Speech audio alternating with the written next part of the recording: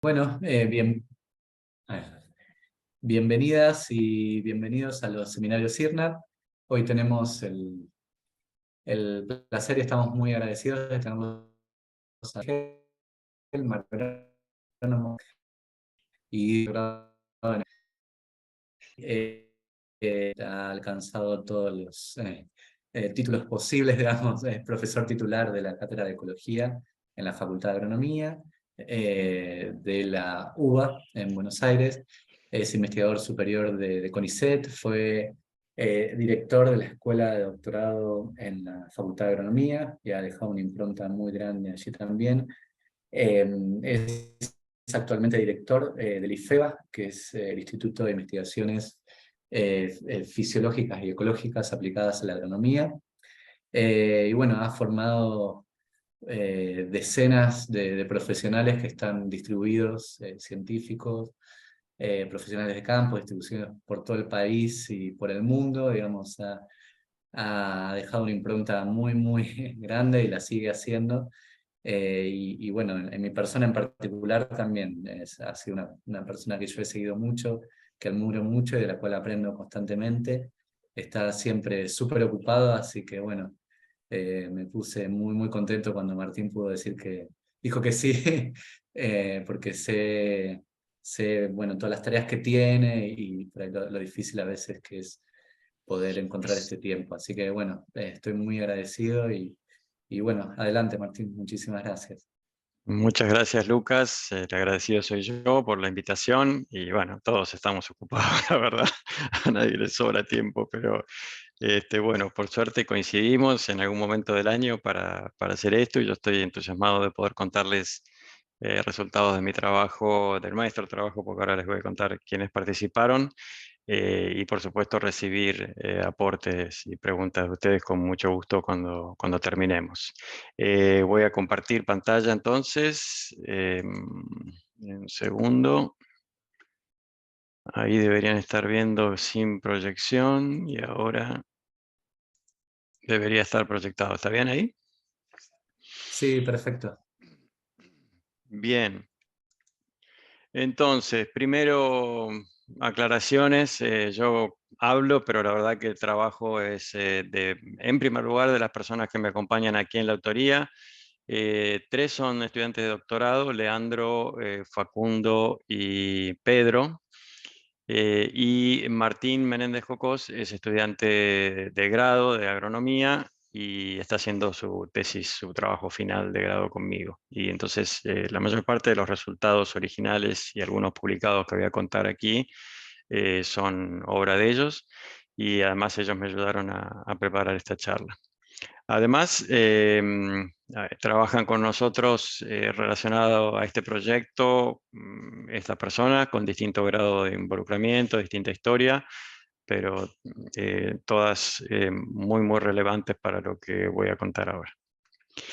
Bien, lo que yo de lo que les quiero hablar hoy es de la variación del rendimiento de cultivos, que como ustedes saben es muy amplia y este histograma muestra la variación del rendimiento de maíz en toneladas por hectárea en 4 años, en 1800 lotes, y bueno, tienen una amplia distribución y una gran variación de rendimiento en el espacio, en el tiempo.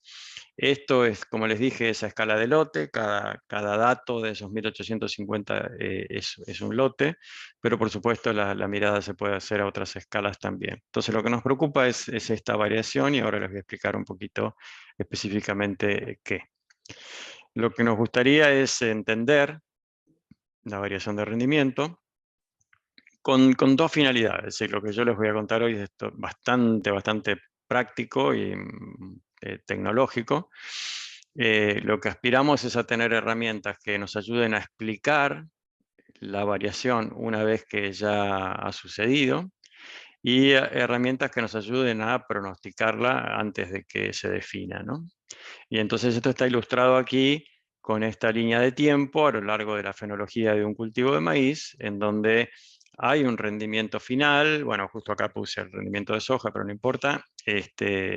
Hay un rendimiento final con su variación, como mostramos, y distintos momentos. Esta persona que está dibujada acá se está preguntando qué habrá explicado el rendimiento, la variación de rendimiento que se observó en tal año o en tal situación, mientras que esta persona que está transitando esto en distintos momentos, desde la siembra hacia adelante, intenta de pronosticar esa variación, es decir, adelantarse a decir, bueno, el rendimiento promedio va a ser tanto, la variación va a ser esto otro, este lote tiene una probabilidad tal de producir entre tanto y tanto. Para ambas cosas, desde el punto de vista estadístico, no es muy diferente la lógica, porque en realidad uno quiere explicar la variación de rendimiento y necesita un modelo, es decir, algo que le ayude a explicar esa variación de rendimiento con un poquito más que decir, bueno, el rendimiento promedio acá es tanto, entonces el rendimiento, mi mejor estimación de rendimiento, que no es poco, es ese promedio.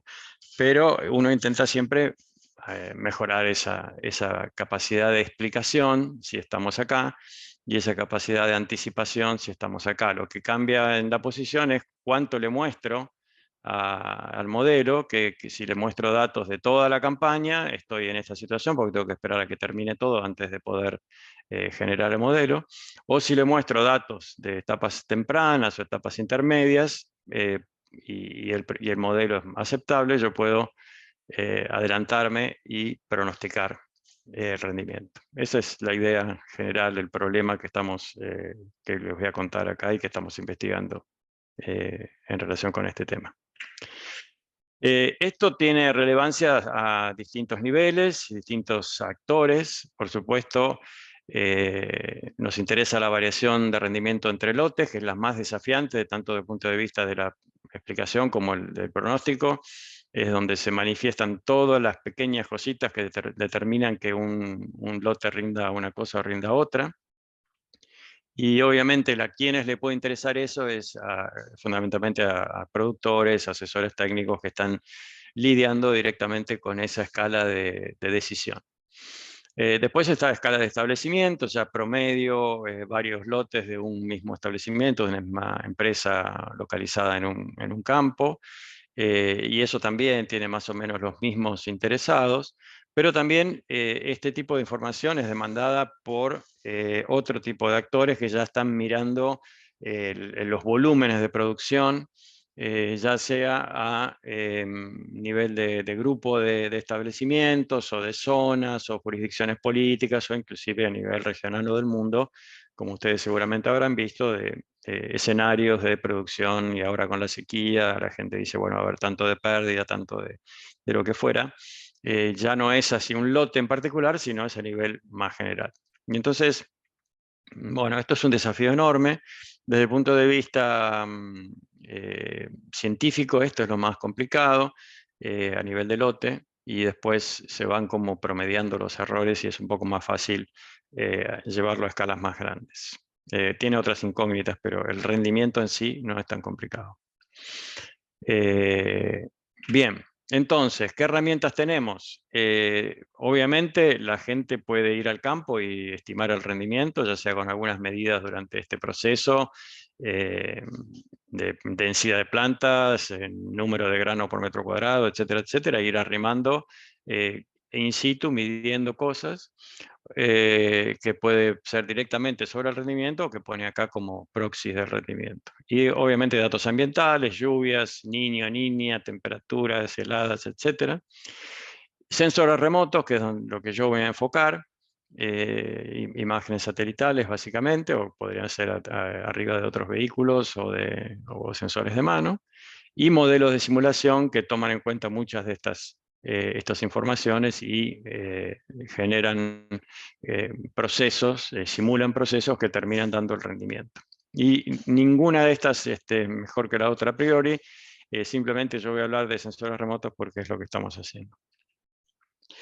Esto es simplemente para que tengan una idea de un pantallazo, es una figura un poco compleja, pero vamos a pasar más o menos rápido. Es un review del European Journal of Agronomy de 2020, que lo que hace es mirar el nivel de explicación, el grado de explicación estadística, el R², de modelos de rendimiento de distintos cultivos. Aquí tendrían en este panel cebada, maíz, arroz, etc. Y N, es decir, el más estudiado. Esto es un metaanálisis, son 58 papers o estudios sobre trigo, le sigue el maíz, luego el arroz, después mucho menos en los otros cultivos. Y esto les da una idea del grado de explicación que se logra con los modelos existentes y el grado de éxito que tienen. Una aclaración es que de los 362 estudios, que creo que, sí, acá tengo anotado, 362 estudios que abarcan este metaanálisis, son solo 134, están aquí graficados, porque son los que informaron este tipo de precisión, este parámetro R cuadrado. Y la mayoría, más de la mitad de estos, además, este R cuadrado representa el modelo con todos los datos y no una verdadera predicción desde el punto de vista de la validación, en donde el modelo lo que hace es predecir rendimientos de situaciones que no participaron de la construcción del modelo. Así que es un poquito una sobreestimación, o es una visión optimista del poder de estos modelos. Y la otra cuestión es que están mezcladas todas las escalas espaciales que les mencioné un par de transparencias atrás. Es decir, hay cuestiones de lote, cuestiones de regiones, cuestiones de jurisdicciones políticas. Entonces, esto es más bien una mirada optimista de dónde estamos parados hoy en día. Aquí está hecho por tipo de información que se recurre, la mayoritaria son los sensores remotos, pero también se hacen combinaciones de sensores remotos con precipitaciones o con cuestiones climáticas, algunos solamente sobre la base en variables climáticas. Y esto es un poco clasificado por el tipo de lógica. Aquí son modelos más que nada estadísticos, aquí son modelos más de simulación y estos son machine learning. Esto seguramente, que si esto es un review de 2020, esto ya ha crecido un montón desde ese momento ahora, ¿no? Y aquí finalmente lo que se ve es la variación del R cuadrado en función de las semanas antes de la cosecha. Es decir, acá es lo que predice en el momento de la cosecha y esto es la predicción con semanas de anticipación, como yo les mostraba en la figura, y claramente los modelos van arrimando más precisión cuanto más cerca de la cosecha y del hecho consumado están. Esto entonces, para que se den una idea, es una línea o una serie de preguntas muy, muy relevantes, muy miradas a nivel de todo el mundo, con grandes consecuencias económicas, de logística, de organización a nivel mundial, de seguridad alimentaria, etc. Hay mucha gente que está tratando de arrimarle con estimaciones de rendimiento de cultivos y trabajando muy activamente en esta área. Entonces, los objetivos de lo que les voy a mostrar ahora, dado ese problema que les acabo de contar, es que les voy a hablar de las bases del uso de los sensores remotos para este tipo de aplicaciones. Puede ser que eso sea aburrido para quienes trabajan con esto específicamente, pero para poner un poco a todo el mundo en tema. Y luego sí, cosas un poco más específicas de nuestro trabajo, que tiene que ver con cómo usar esos sensores remotos para estimar componentes parciales del rendimiento de los cultivos y finalmente para hacerles predecir el rendimiento, como venimos preguntándonos aquí desde el principio. Entonces, empiezo con esta cuestión de las bases de los sensores remotos, que esta figura de este paper que está citado aquí es un review de índices de vegetación. Lo que muestra es la reflectancia, es decir, el porcentaje de radiación reflejada por distintas superficies, o proporción en este caso, en función de las longitudes de onda del espectro. Y entonces tenemos en verde lo que refleja una hoja, o si quieren llevarlo a un canopeo, y en marrón naranja lo que refleja el suelo, una hoja muerta, etcétera, porciones, superficies no fotosintéticas. Y entonces, como se ve aquí, las hojas tienen un patrón muy particular, que es que reflejan muy poco en este rango de longitudes de onda, que es el visible, especialmente aquí en el rojo, porque es donde la clorofila absorbe más, y en el azul, donde hay otros pigmentos. Y reflejan mucho en infrarrojo, longitudes de onda que nosotros no podemos ver, pero que dada la estructura de la anatomía de la hoja, hace que reflejen importante de proporción en esas bandas, en esas longitudes de onda. En cambio, el suelo o este material de referencia tiene un comportamiento muy diferente. Y entonces, lo que venimos haciendo desde hace 50 años, que empiezan dando vueltas los satélites, es aprovechar este patrón tan contrastante y tratar de inferir lo que pasa con la vegetación a partir de imágenes satelitales, como vamos a ver ahora. Para eso se calculan índices muy sencillos, por ejemplo, este es el famoso NDVI o índice verde normalizado, que lo que hacen es combinar lo que está reflejando la superficie en el infrarrojo, es decir, alguna parte de este sector, en relación con el rojo. Es decir, esta diferencia la comparan en relación con el total, y entonces cuando un satélite toma una imagen de un área que tiene mucho infrarrojo y poco rojo, está reflejando mucho infrarrojo y poco rojo, este índice tiene valores muy altos y eso significa que hay una actividad fotosintética muy alta en ese lugar.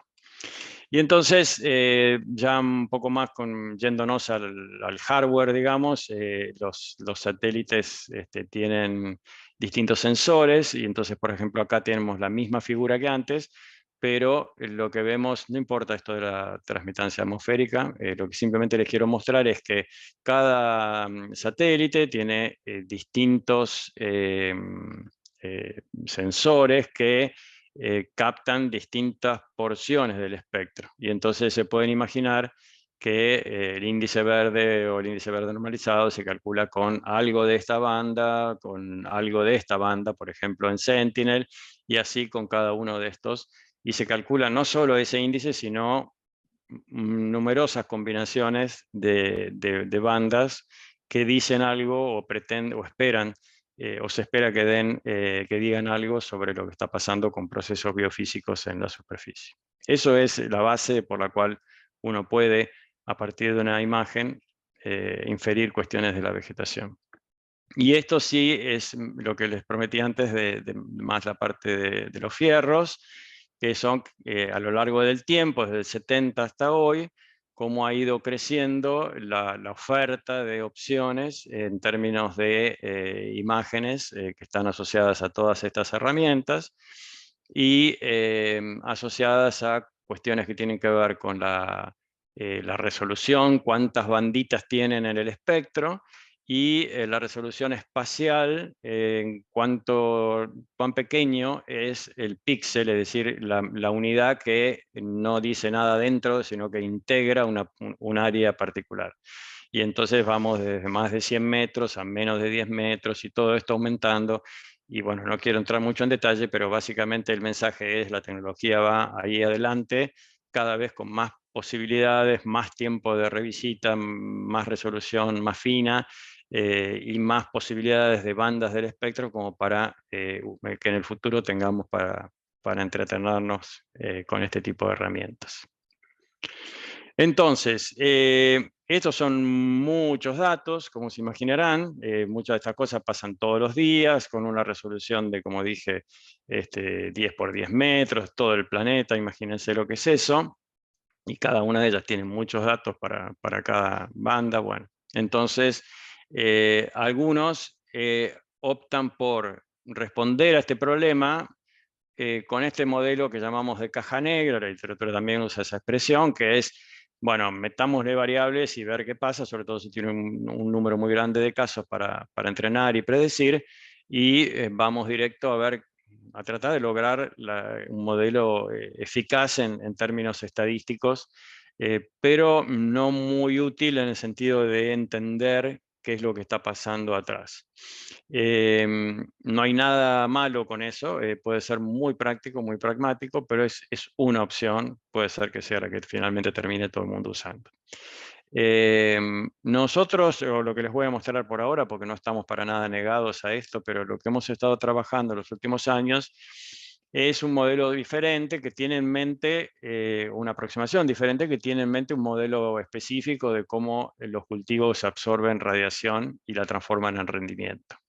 Es decir, que ese modelo entiende el rendimiento como la integración de estos 4 factores, que es la fracción de radiación absorbida por la vegetación, la radiación incidente, o sea que estas dos cosas multiplicadas dan toda la radiación en megajoule por metro cuadrado, por ejemplo, que el cultivo absorbe, por una eficiencia en el uso de la radiación, que es la conversión de megajoules en kilos de biomasa aérea por metro cuadrado por hectárea, y por el índice de cosecha, que es la proporción de la biomasa aérea que corresponde al grano o al material cosechable de ese cultivo que a uno le interesa. Entonces, lo que se trata de poner aquí como variable ya no es un cóctel de combinaciones, sino que es algo un poco más educado en el sentido de ir viendo en esta lógica si podemos llegar a capturar la variación de rendimiento sobre la base de esos elementos. Y eso tiene la principal fuerza de eso tiene que ver con que los satélites que les acabo de mostrar, los sensores que les acabo de describir, son bastante buenos en inferir esto, ¿sí? ¿Cuál es de la radiación incidente? ¿Cuál es la fracción que es absorbida por las hojas verdes del cultivo? Y eso hay bastante empirismo. Aquí está Pedro Pellegrini, estudiante doctoral, que está midiendo con una barra la radiación incidente y la radiación reflejada por el cultivo. Esto se hace con distintas posiciones de esa barra, entonces se mide directamente en el campo la radiación absorbida por las hojas verdes. Este es el resultado de un paper con el sensor MODIS y para el caso del maíz, y ahí tenemos la radiación absorbida en función de este índice de vegetación que yo les comenté antes. Y entonces se ve que hay un ajuste bastante decente y entonces uno puede, esto es para unas etapas vegetativas y esto es para etapas reproductivas, donde cambia la estructura del canopeo, y entonces uno puede usar el NDVI para estimar la fracción de radiación absorbida por la vegetación verde. Y nosotros hemos hecho bastantes calibraciones de eso para trigo, por ejemplo.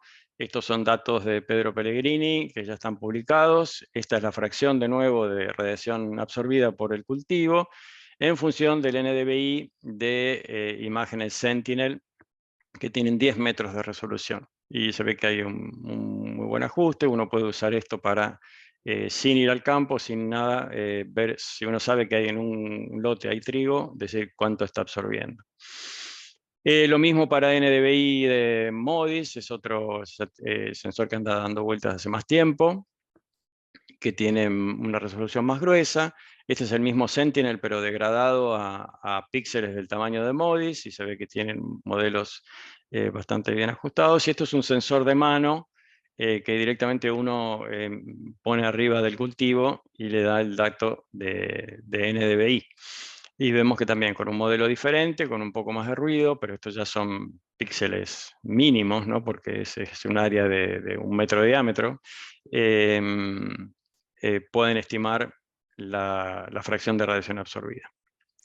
En otro orden voy más rápido, esto es lo mismo para sorgo, la tesis de Facundo de la Nave, y esto es lo mismo para soja, donde se ve que, bueno, tal como vimos y indicaba la teoría, los satélites son capaces de brindar información que nos dice cuánto de la radiación incidente es absorbida por el cultivo.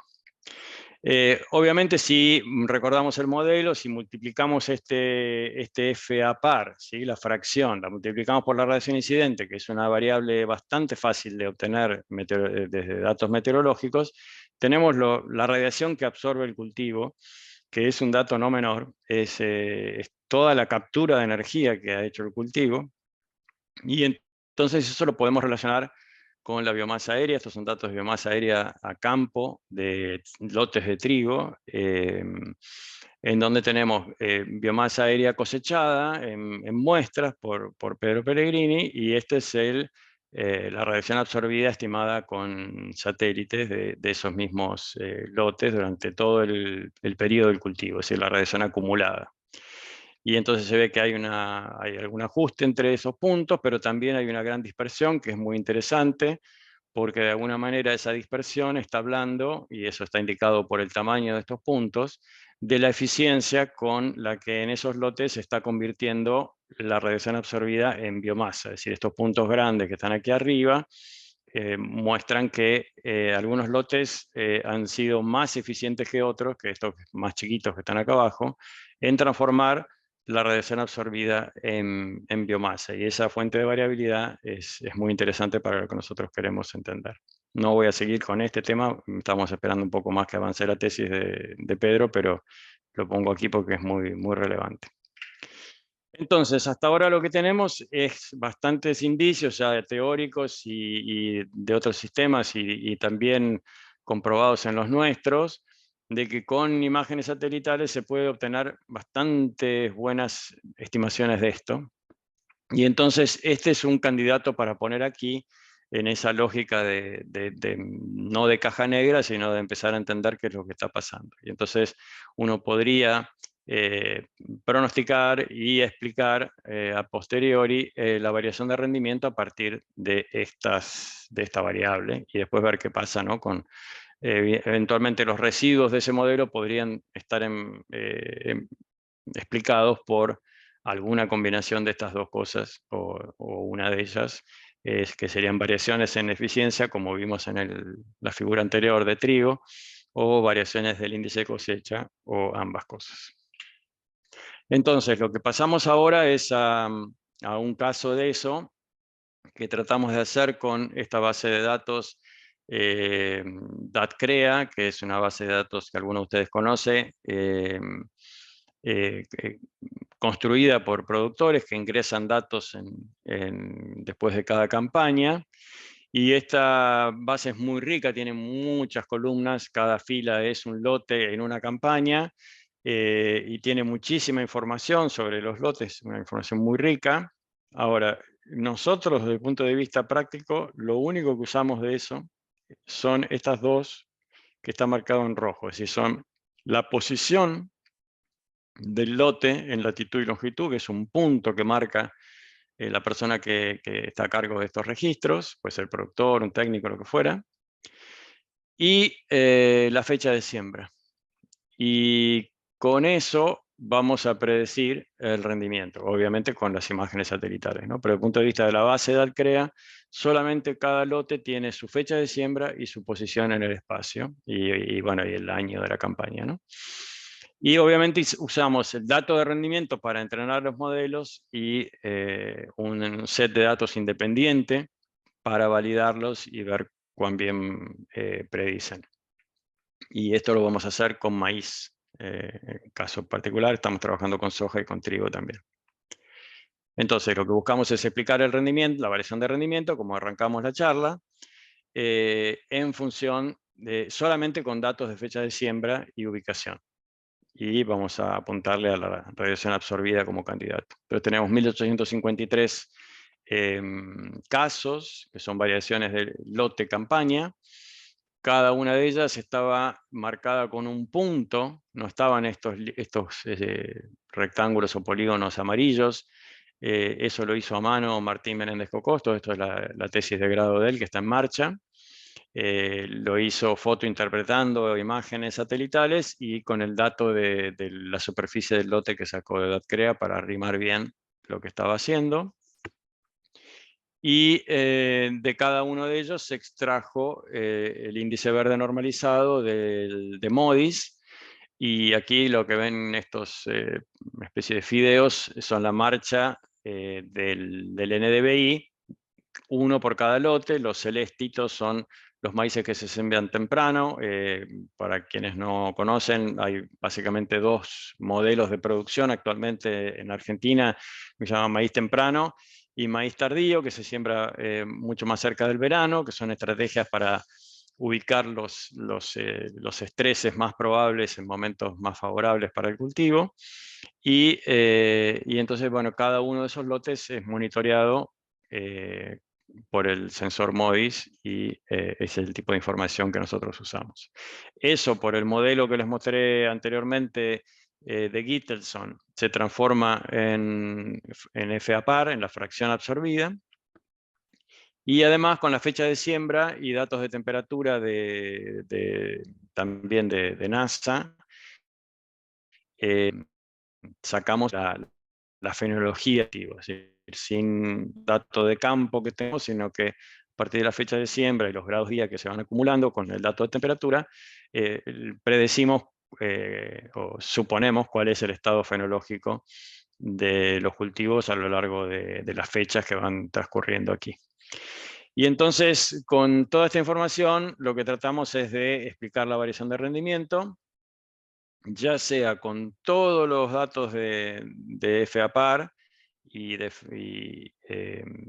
como si fuera ya a fin de campaña para explicar el rendimiento, o con algún tipo de máscara, es decir, así, mostrándole a los modelos solamente lo que pasa en un momento, en otro, y cada uno de ellos además calificado por la etapa fenológica en la que está el cultivo. Y con eso nos largamos a ver qué pasa. Entonces, lo que ven acá es la variación de rendimiento de nuevo, de estos lotes en 4 campañas de maíz. Y esta es la radiación absorbida, ¿se acuerdan del modelo de Mantis? La fracción de radiación, que es la que nos la da el satélite, más la radiación incidente, que nos la da la meteorología. Calculamos esto que llamamos APAR, megajoule por metro cuadrado, solamente de la fase reproductiva, que por lo que sabemos de ecofisiología de maíz, debería ser una fase crítica para la definición del rendimiento. Y entonces ahí el modelo explica el 59% de la variación de rendimiento y tiene un error medio absoluto de 1.3 toneladas por hectárea. Así que sabiendo esta fecha de siembra, la radiación absorbida y usando estos modelitos de fenología, uno puede, es decir, básicamente tener la temperatura, que también es remota, uno puede explicar el 59% de la variación y eventualmente un modelo predictivo, esto sí que es predictivo de verdad, que son modelos de validación, R cuadrado 0,59 y 1,32 toneladas por hectárea. Bueno, si uno complejiza un poquito el modelo, obviamente aumenta ligeramente la explicación y la capacidad de predecir. Esto es agregando no solamente el periodo reproductivo, sino también el vegetativo, pero por separado. Es decir, esto le permite al modelo hacer lo que la fisiología ya no nos había enseñado, que le da mucho más a las fenoavanzadas, más y me cuenta las veces.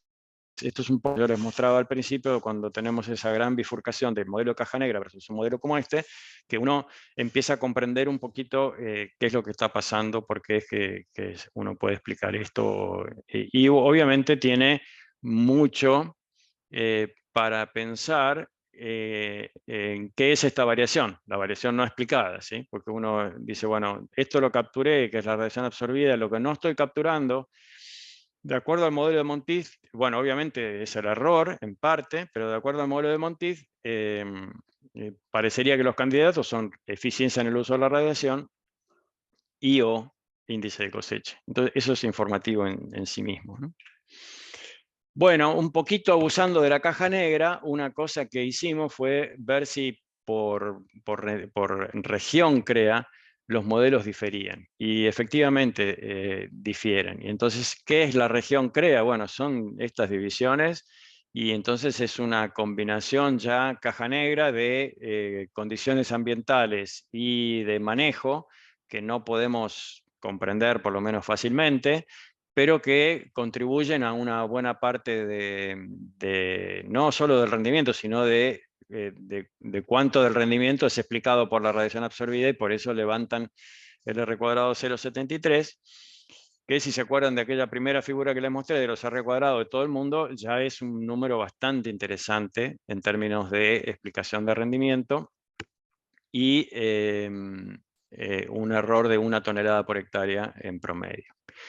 Esto, por supuesto, ya tenemos toda la información hasta madurez fisiológica, ¿sí? Que es el momento en que ya está definido el peso seco de los granos, y entonces esto generalmente es un tiempo antes de cosecha. Para maíz temprano puede ser muy poquitas semanas, pero para un maíz tardío pueden ser meses, porque generalmente pasa en pie mucho tiempo después de la definición del rendimiento. Pero esto es lo que venimos llamando en la charla a posteriores. Y esto sería, tengo toda la información sobre lo que le pasó al cultivo en cuanto a radiación absorbida, y trato de predecir explicar y predecir su rendimiento estadísticamente. Esto es lo que llegamos con este tipo de información. Un modelo asociado a la región que tiene en cuenta la radiación absorbida en etapa reproductiva y en etapa vegetativa diferencialmente. Entonces, habiendo llegado ahí, les cuento un poquito el resumen. Estoy mirando cómo voy de tiempo, estamos bien. Esto sería por región, eso se ha recuadrado de los modelitos que estamos viendo antes, es decir, que hay variaciones entre regiones, no sabemos muy bien debido a qué. Algunas en donde los modelos tienen un alto recuadrado, otras donde tienen bajo, unas donde tienen a veces patrones contrapuestos de la precisión, podemos hablar de eso después, pero esto es lo que estamos hablando, de que las regiones ahí están jugando de alguna manera, no solo con cuál es el modelo, sino que además tenemos distinto grado de éxito, y por supuesto además la base de datos de DATCREA no está igualmente representada por todas las regiones, y entonces también ahí hay un problema de N en cada región. Finalmente, bueno, ahora pasando ya de lo que sería la estimación una vez que fue definida la cosecha, a jugarse a pronosticarla varios días o semanas antes de la cosecha, resumo con este grafiquito lo que muestran los datos de Martín y los modelos de Martín a partir de estos modelos de estos datos de DATCREA. Y acá tenemos el R cuadrado de este modelo de validación, que se basa en región radiación absorbida en 2 momentos. Y obviamente, como habíamos visto en el review, si miran las 2 curvas, ahora les explico qué son las 2 curvas, lo que tenemos es que cuanto más cerca o más lejos de la fecha de siembra, más cerca de la cosecha estamos, mayor es nuestra capacidad de predicción. Interesante que,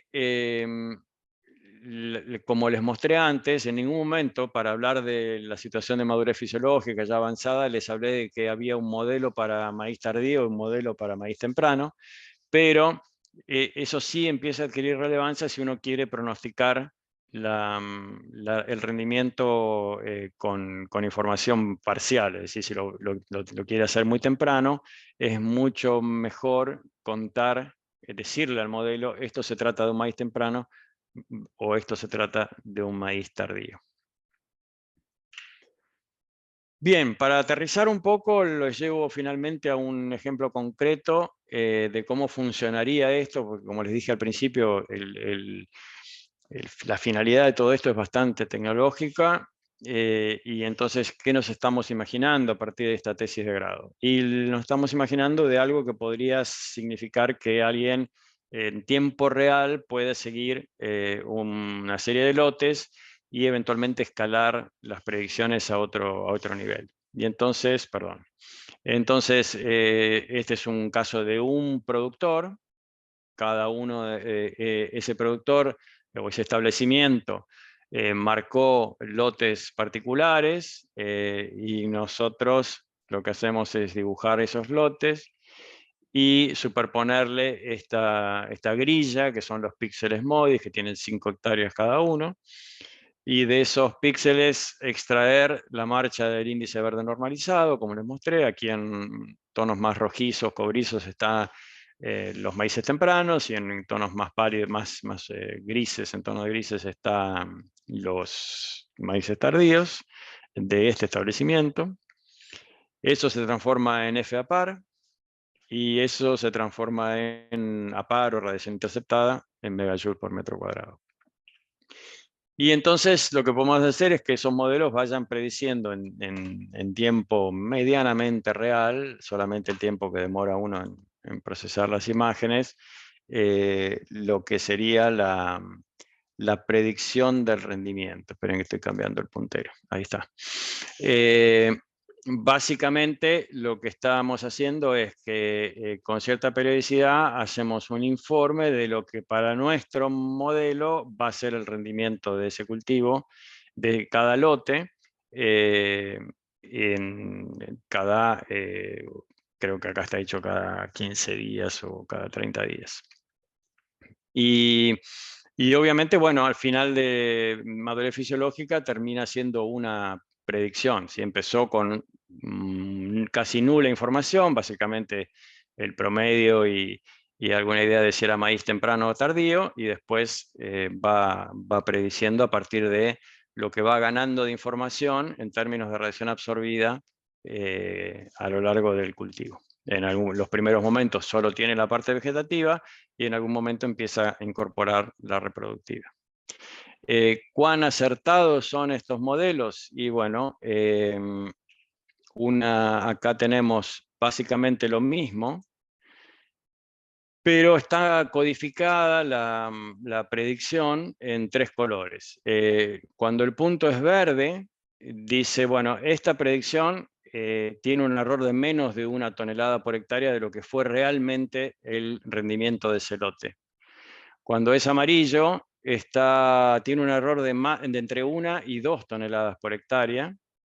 Está prediciendo con ese error, y cuando tiene rojo está prediciendo con un error de más de 2 toneladas por hectárea. Entonces vemos que muy temprano en la estación de crecimiento estamos prediciendo algunos verdes, algunos rojos y algunos amarillos, y después finalmente los modelos van ganando información de la radiación absorbida y los que eran rojos o amarillos terminan siendo verdes y están obviamente dentro de lo que dijimos que era el error medio de nuestras estimaciones. Perfectamente podría haber quedado aquí alguno rojo, alguno amarillo, pero la gran mayoría van a estar en verde, y eso es cómo funciona el modelo, ¿sí? Es decir, por ejemplo, este que empezó en rojo significa que empezó más o menos promisoriamente. El modelo le decía, bueno, acá estamos cerca de 8.500 kilos por hectárea, este va a ser un maíz un poquito como el promedio, un poco mayor, pero en algún momento empezó a recibir información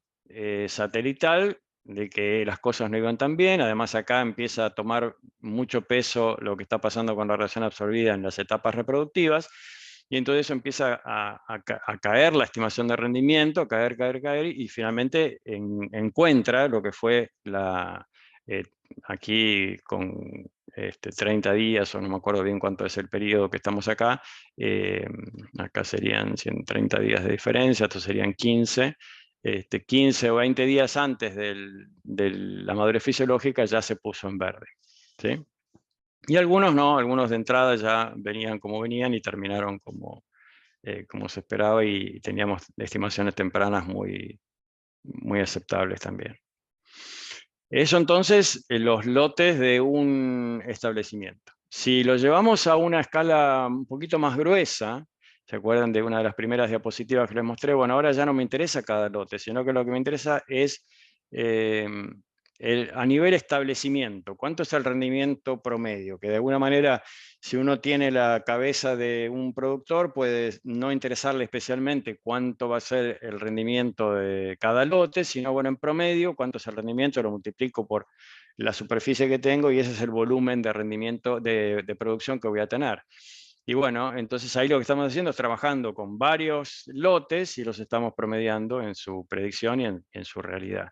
Lo que tenemos acá entonces es lo predicho, la línea punteada es el valor real que finalmente alcanzó el promedio de ese establecimiento de rendimiento de maíz, y vemos que esto arrancó por acá haciendo predicciones y después se va como acercando, y finalmente el error que tiene al final es un error bastante menor de esa tonelada por hectárea que hablábamos al principio, porque ya no está prediciendo a nivel de lote, sino a nivel de todo el establecimiento.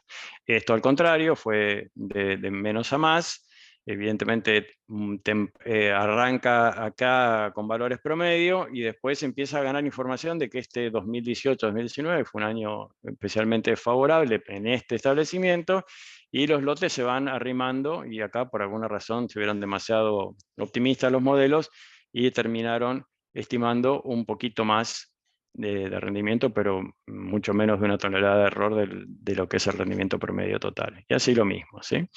Esto además es muy interesante para nosotros porque uno lo puede ver como error del modelo, que esto esté amarillo, pero en realidad es una información muy valiosa, porque si uno le cree al modelo, en realidad esto no es que es un error de pifie, ¿sí? Sino que esto quiere decir que temprano en la estación este maíz prometía más de lo que finalmente se complicó, y al revés acá, ¿sí? Un poco el ejercicio que yo estuve haciendo con ustedes, ¿no? Y entonces uno puede tomarlo como un error de predicción, pero también como algo que nos está informando una propiedad clave del cultivo, que es cuánta radiación está absorbiendo a lo largo del ciclo. Y una escala más arriba todavía podemos decir, bueno, vamos a mirar una gran zona, como en este caso es un conjunto de establecimientos, y ahí ya sería la visión más de alguien desde la política o desde la planificación de la logística, de planificación de compras, de exportaciones, de la industria. Y ya empecé a decir, bueno, ¿cuál es el rendimiento promedio de una región un poco más gruesa? Y este modelo tomado a partir de lotes ya termina teniendo una precisión muchísimo más alta, y además va dando información día a día de lo que está pasando y de cómo vienen los cultivos, lo que van prometiendo y lo que después finalmente termina pasando, ¿sí? Entonces, todos estos son casos de anticipación a la cosecha, a diferencia de lo que veíamos antes, que era ya con todo el ciclo terminado. Solamente para mostrarles que no trabajamos solo con maíz, acá tenemos una cosa parecida en soja, pero está un poco más verde, también son datos de DATCREA, pero bueno, venimos con la misma aproximación.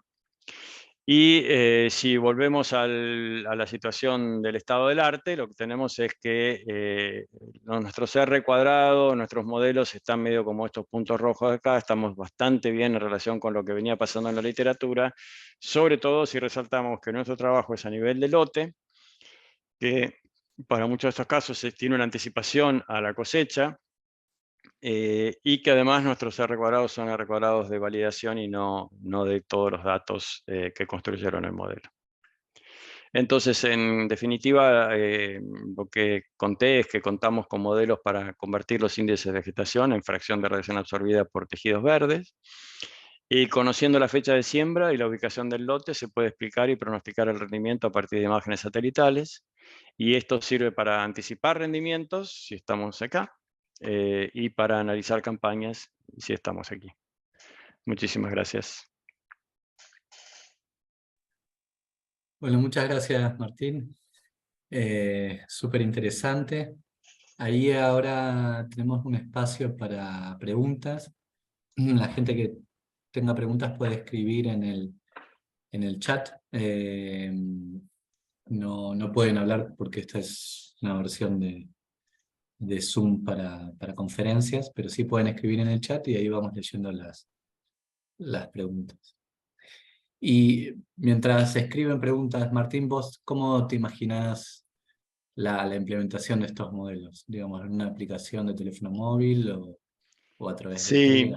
sí, algo así, ¿no? Mm. Algo que, bueno, hay, de hecho, aplicaciones dando vueltas que usan los productores que tienen toda la información de base que haría falta para implementar estos modelos. Lo que habría que hacer una vez que estemos más seguros, porque esto es todo trabajo en marcha, es simplemente programar eso y después, bueno, ir ganando años en ver cómo nos va, ¿no? Si bien estos modelos están prediciendo datos que no formaron parte del modelo, bueno, sería interesante ver, las campañas son tan contrastantes y los determinantes del rendimiento tan variables que habría que ir viendo cómo se compartan, ¿no? Está bueno. ahí se veía igual que en uno de los gráficos que tenías la secuencia temporal, el último año era el rendimiento casi la mitad que otro y las predicciones estaban bastante cerca, digamos, ¿no? Sí, sí, no solo varían en magnitud, sino también en cuáles son los fenómenos que terminaron determinando eso, ¿no? Por ejemplo, si es una sequía que durante todo el transcurso del cultivo fue bajando el área foliar, es una cosa; si es un golpe de calor en los últimos momentos, cuando se está llenando el grano, eso es algo que por ahí no va a tener no se va a reflejar tanto en nuestros modelos. Obviamente, si es un lote malezado, por ejemplo, nosotros no tenemos manera de discriminar eso, y entonces vamos a entusiasmarnos un montón. El modelo va a decir, uy, hay un montón de radiación absorbida ahí, pero no es del cultivo en sí. Entonces, obviamente tiene sus problemas, pero sus limitaciones, pero en la medida en que uno está preocupado por grandes números, creo que es bastante promisorio. ¿Sí? Ujú. Ahí tenés ya varias preguntas, empezando por la de Paula Riva. Hola Martín, yo tengo una pregunta. En los modelos de Martín Menéndez, que diferían por región, ¿probaron hacer un modelo de caja negra con posibles variables predictores ambientales? Sí, hay algunas cosas que hemos hecho, no, seguramente no todas. Y aquí está bueno, Paula, la pregunta. Nosotros siempre vemos un 0,73 de R cuadrado, una tonelada de error, y decimos, uy, ¿qué estará pasando que no logramos? ¿Realmente se podrá mejorar mucho más eso? Porque piensen que todo lo que hay adentro de esto, ¿no? Lo voy a poner, están viendo ustedes todavía, ¿no? Sí. Eh, a ver acá, esto, ¿no? Que es lo más cerca que tenemos, o más fácil de ver acá, que tenemos radiación absorbida. Después está la cuestión de región, que mejora, ¿no? Cada uno de estos puntos es el rendimiento informado por un productor. Ese rendimiento se mide de maneras muy diferentes y no está libre de error. ¿Sí? Entonces no es que esto es como si estuviéramos calibrando un pHímetro, que tenemos el estándar pH 4, el estándar Merck pH 7, y que eso es 4.000 y el otro es 7.00. Esto es incierto. Y la radiación absorbida, acuérdense, tenemos algunos píxeles dentro de un lote, el resto del lote el píxel no lo está viendo. El lote fue dibujado a mano suponiendo cuáles son los límites del campo, y el NDVI está transformado en APAR con un modelo de regresión que no es perfecto. O sea que esto también tiene incertidumbre. Entonces, un 0,73 no es que te faltan 27 para llegar a lo que tenés que llegar. El 1 está fuera de discusión con un conjunto de datos así. ¿Sí? El 1 es, ya de entrada no existe. Entonces, probar, sí, seguro que vamos a probar en la línea que decís. Esto está todo muy en marcha, porque sobre todo no tanto por aumentar la predicción, sino porque nos interesa mucho entender esto no explicado. Si tiene algo más que error, nos gustaría entender esto en términos fisiológicos. ¿Sí? Es eficiencia de uso de la radiación, es índice de cosecha. Si yo tuviera un modelo que predice eficiencia de uso de la radiación, podría mejorar esto. No tanto por la parte práctica de subir ese 0,73 o bajar esa tonelada de error, porque creo que tengo la sensación de que no hay mucho más por ahí. Bien, ahí la segunda pregunta dice Diego, pero en realidad parece que es Matías. Parece que se juntaron como 6 o 7 en una compu que había comida. Y dice, hola Martín, ¿han pensado agregar información de los lotes que se sabe previo a la siembra como potencial de lote, fertilización, No, etcétera, para mejorar las predicciones?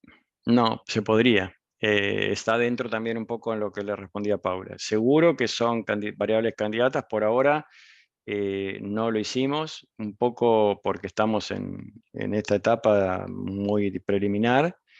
Y otro poco también que nos gusta el desafío de predecir el rendimiento sin mucha información. Solamente decir, bueno, esto es un lote de maíz que fue sembrado tal día, que incluso la fecha de siembra uno, ya hay muchos papers que la podés estimar mirando la imagen en sí. Y entonces, como uno desde afuera, sin tener que pedir mucha información, porque siempre es complicado conseguir información, puede predecir. Entonces, si agregar una cosa más, a lo mejor nos va a mejorar el modelo. Si lo mejoran muy significativamente, como la región nos entusiasmó, seguro que vale la pena, pero no es gratis, ¿no? Tanto desde el punto de vista de la complejidad como de la practicidad después de la aplicación, ¿no? Bien. Pablo Benedetti dice, felicitaciones Martín por la exposición. Soy Pablo Benedetti desde el INTA, Famaillá, Tucumán. ¿El modelo se podría adaptar para caña de azúcar? Sí, ¿qué tal, Pablo? Sin duda, hay muchos papers de caña de azúcar, no me acuerdo en lo que mostré, pero debe estar el N acá.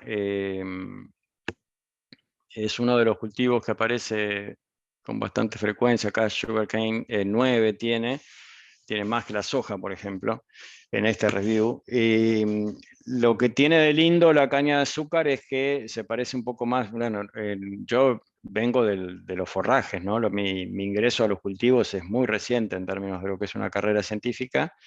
Y entonces ahí cuando tenemos forrajes, la parte de índice de cosecha no es tan relevante. Y entonces lo que uno busca es estimar la producción de biomasa, y que la caña de azúcar está un poco más cerca de eso. Obviamente no toda la biomasa es rendimiento desde el punto de vista azucarero, pero sí, no hay ninguna razón para no entrarle a la caña de azúcar. Por lo que veo, tenés un desafío un poquito más, digamos, el estado del arte está un poco más abajo, pero bueno, más razón para ponerse a investigar si uno tiene datos de rendimiento. Y después el resto, ubicación de lote, datos de rendimiento, y después el resto es manejar un poco las imágenes y si se puede tener las calibraciones de la fracción de radiación absorbida en función de un índice de vegetación. Ahí Diego dice, Diego Narváez, ¿cómo se compara el éxito de explicación de estos modelos con otros que se usan actualmente? Bien, buenísimo. La verdad, ¿qué es lo que se usa actualmente, no? Me parece que la parte más difícil de tu pregunta es eso. Actualmente hay mucha predicción, pero no está muy claro cuál es el modelo que se usa en esas predicciones, y cada entidad tiene sus estrategias.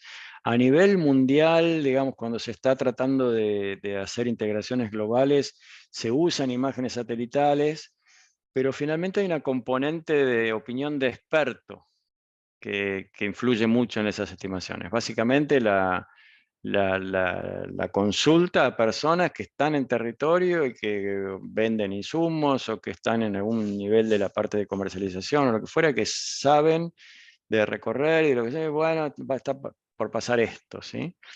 La otra herramienta son los modelos de simulación, y bueno, esta curva un poco es esta figura es un poco lo que responde finalmente a tu pregunta, que es, si hoy el estado del arte es esto, en 2020 por lo menos era esto, nosotros andamos por acá, andamos bastante bien, sobre todo por esas calificaciones que yo les dije, que nuestros modelos son verdaderamente de validación y no de todos los datos, y que son a escala de lote, cosa que acá en esta figura que estamos viendo no se cumple en muchos casos, sino que son más parecidos a situaciones como esta que mostré, ¿no? Ya distritos, departamentos, rendimientos, ya a una escala muy gruesa. Esto que estoy mostrando acá yo son predicciones a nivel de lote, donde hay un montón de contingencias, digamos, que terminan determinando variación de rendimiento, ¿no? Bien. Fernanda Reyes dice, Mm. Martín, una vez brindadas las predicciones de rendimiento, a quienes manejan los campos, cómo creen que podría influir en el manejo tener diversos rendimientos en los distintos lotes que constituyen un campo. Pienso ahora en estos grandes campos con diferentes características edáficas, influencia de bordes de cultivos o de historias de manejo. ¿Qué tal, Fernanda? Mucho gusto verte. Y es complicado eso, ¿no? Ahí tiene muchas dimensiones. En algunos casos, bueno, seguro que tiene potenciales consecuencias en lo que es la planificación de la logística, en lo que es, bueno, estoy pensando en productor, ¿no? Pero obviamente si estás en una exportadora o acopiadora o demás, las decisiones son distintas. Pero bueno, acabo de decir, preguntas concretamente para quienes manejan los campos, así que me voy a quedar ahí. Tenés una cuestión más de previsibilidad de lo que va a pasar. En algunos cultivos, tener este tipo de info puede permitirte tomar algunas medidas correctivas. Yo, como les dije, muchos de cultivos no sé, vengo de la parte forrajera y siempre de la parte más ecológica, pero sí hay cultivos donde una fertilización o algún tipo de intervención puede corregir alguna limitante que es la responsable de que no esté absorbiendo la radiación que tiene que absorber en momentos críticos, ¿no? Una buena parte de la agronomía del manejo de un cultivo apunta a que conocemos bastante bien, gracias a todas las investigaciones ecofisiológicas que hay, de cuáles son los periodos críticos en donde se define el rendimiento, y donde se define el rendimiento significa que es el momento en que si no se absorbe la radiación ahí, vas a estar en problemas. Y entonces, esta es una herramienta para mí muy útil en ese sentido, ¿no? En el sentido de que te está permitiendo una medición a nivel de campo de eso que es tan esencial sin ir al campo, ¿sí? Que es cuánta radiación está absorbiendo el cultivo en los momentos críticos, ¿no? Pero sí, hay mucho de posibilidad de predicción. De hecho, hay mucha gente que es escéptica a la utilidad que puede tener esta herramienta a nivel de lote, a nivel de manejo. Porque simplemente te dice, bueno, es como una autopsia, ¿sí? Aunque te la digo antes y no tengo mucho para hacer. Y hay muchas situaciones en donde eso puede ser totalmente cierto. Hay una pequeña gama de situaciones que habría que explorar en donde te podés llegar a tener posibilidades de hacer alguna intervención correctiva, y después está la otra utilidad, que es la utilidad de la previsión de unas cuestiones financieras, de cuánto vas a tener para vender, de cuánto, qué certeza tenés, y obviamente de tranqueras afuera está todo el otro ecosistema de gente que le puede interesar. Gracias, Martín. Ahí creo que también vos en la charla dijiste algo que era interesante, que más allá por ahí de la predicción de rendimiento final, lo interesante es ver la tendencia, que empezabas por ahí con una predicción alta y después ibas bajando, y ahí es como una alerta de que algo está pasando. Algunas Ex- cosas pueden ser medio obvias, como una sequía, pero otras pueden ser de manejo local, que te levante la alarma sobre un lote, tenés que ir a ver ahí qué es lo que está sucediendo, digamos, y podés aplicar correcciones en el momento. Exacto. Hay, digamos, la tecnología de manejo de cultivos es bastante sofisticada, y entonces algo que prácticamente cualquiera que produce cultivos a una escala medianamente seria hace es hacer un análisis de campaña posterior. Eso en situaciones como grupos CREA o APRESIT son muy ricos porque hay una cantidad de situaciones y demás, pero interesa muchísimo evaluar qué es lo que pasó. Y para aprender, obviamente. Y lo que pasó, si uno no tiene este tipo de herramientas, se restringe o a cuestiones anecdóticas que son difíciles de cuantificar y de poner en un marco, o a cuestiones muy indirectas, ¿no? Bueno, fue el niño, fue niña, pero la temperatura de llenado fueron frescas, y además no sé qué pasó con la napa, y entonces son todas que son muy útiles sin duda, pero falta como ese nexo entre medio del rendimiento y esas variables que para mí, tengo que todavía hacer un esfuerzo en convencer a la gente, si es que tengo razón, eh, esa franja de la radiación absorbida es un dato que va a enriquecer en el futuro todas las discusiones sobre análisis de campaña. Hoy no está, no, yo no lo veo, pero sin muchísimo trabajo más podría. y todas las rondas de todos los intercambios a nivel de técnico, en lugar de hablar de la lluvia, podrían tener un dato muy concreto a nivel de lote de lo que está pasando con las hojas y con la radiación absorbida. Bien. Eh, Ahí vamos a, las próximas dos preguntas se pueden decir en conjunto y después en la pregunta más de Pablo y ya cerramos, ya se extendió bastante más del tiempo que te habíamos pedido y no queremos abusar tampoco. Y entonces hay dos preguntas conectadas ahí, la de Pablo y la de Nelly Salomón, que Pablo dice quizás no se pueda bajar 1 tonelada por hectárea al final, pero sí bajar el error al comienzo de cultivo, anticipando alguna de las variables. Y ahí Nelly habla de alguna de esas variables que dice, hola Martín, han tenido información del índice de precipitación estandarizado de cada región para adosarla a la info de predicción y poder estimar el rinde en otras campañas. Buenísimo, muy bueno.